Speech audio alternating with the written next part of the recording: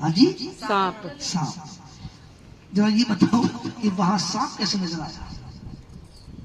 सांप पहले गिरा था ना, सांप गिर गया था और फेंक गए थे, ऋषि फेंक गए थे। हमको टाइम बहुत कम मिला है। कंकाल, कंकाल। हाँ जी, ऋषि गिरा गए थे ना उसमें।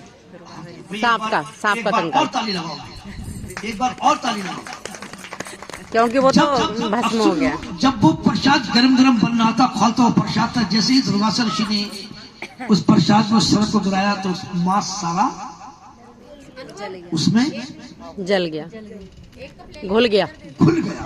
अब आपने क्या बताया दीदी? उसका कंकाल था सांप का।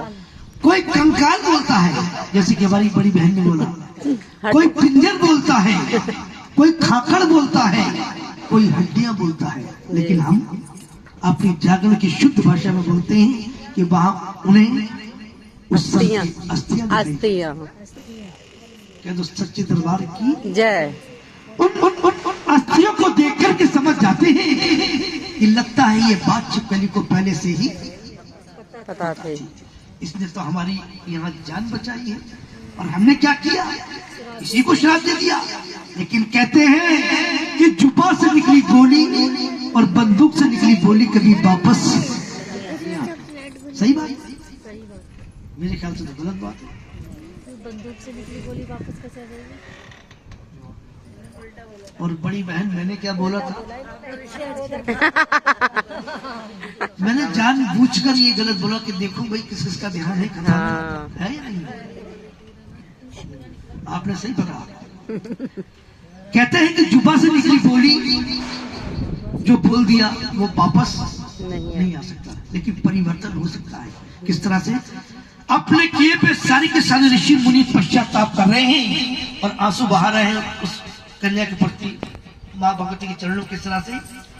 अपने किए पे बहुत ही पछता रहे हैं। किस तरह से? आओ सुनो कि पश्चाताप किया मुनियों ने और आंसू टपकाए थे ऋषियों ने, और बहुत बड़ा अन्याय हुआ है माँ, अब तो दिल में यही दुआ है।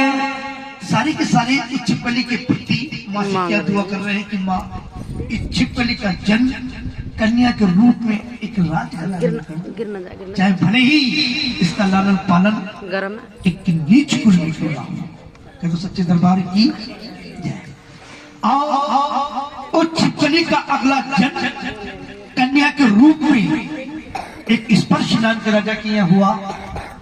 उन राजा ने भी बड़े बड़े पंडित और बड़े बड़े ज्योतिषों को अपने यहाँ बुला लिया और कहने लगे कि देखो कन्या जन्मी है, इस कन्या की घड़ी मुहूर्त क्या कह रहे हैं।